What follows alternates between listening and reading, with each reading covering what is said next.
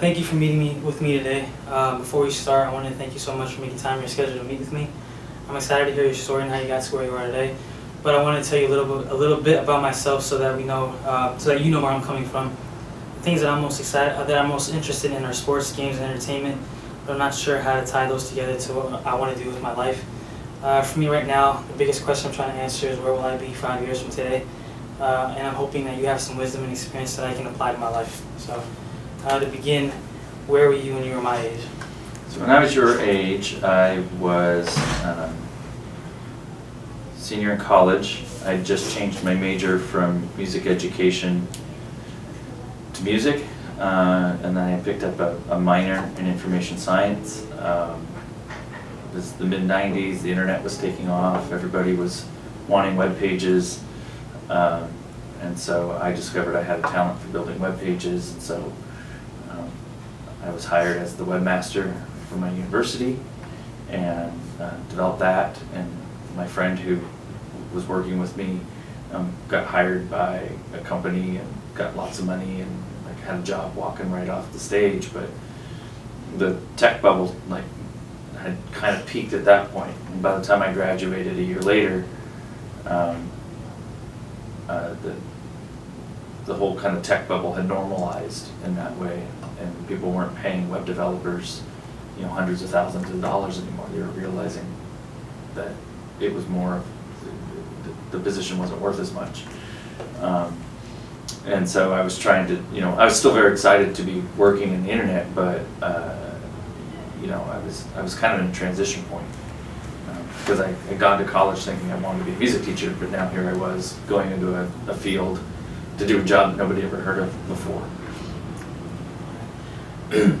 What roadblocks did you face and how did you deal with them?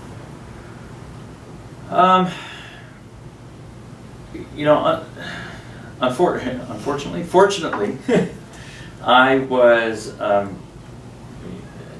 middle-class white male, so the roadblocks that I met were more of my own creation. When I go back and I look at what I did in college, my roadblocks were that I didn't study, and so I'd get these grades in classes that weren't good enough to take the next class, so I'd either have to retake or find a different way of getting into the classes that I wanted. But I was lucky. I had parents that had good jobs, and I didn't take on a lot of student debt. I got into the schools that I applied to. So in some ways I was really lucky. Okay. How do you define success? I define success as being happy with what you've done. Money and accolades and all of that stuff just kind of come along when you do good work. If you do your best and are satisfied with what you're doing when you do your best, and you're happy with the work that you've done, then that's what I see as success. It's not what other people think; it's what I think. What were your interests? Well, as I said, I wanted to be a music teacher. I was always interested in teaching. What I wasn't interested in was psychology. So the second time I was going through Psych 101, I kind of said, maybe this isn't what I want to do, because there was a lot of psychology and stuff like that required to get teaching certificate. And so, as I said, I started developing web pages and found out that I was pretty good at it, and started talking to other people about why they needed web pages. And then I'd build their web page, and then they would talk to somebody else, and then I would get calls and things like that. So then I got interested in developing web pages, and then from there I got interested in delivering information, because web pages became dynamic. And so when we first had ASP, you had to design everything behind the web page, because there weren't systems like Drupal or WordPress or any of those other web design tools out there. You had to build your own, and so that's when I learned how to do databases and things like that. And from there, it's grown. What advice would you like to give me and the audience watching? Do your best,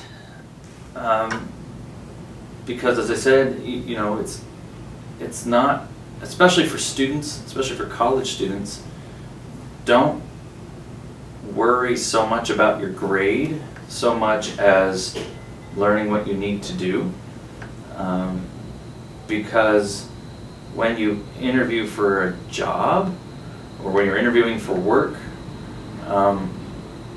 as the person sitting on the other side of the table, I'm looking for what you can do and you know, a demonstrated ability to do those things and complete them, or even learn how to do them. Maybe you don't know how to do exactly what I'm asking you how to do, but you know where to look to learn how to do that, and you're willing to learn how to do those things. And so, you know,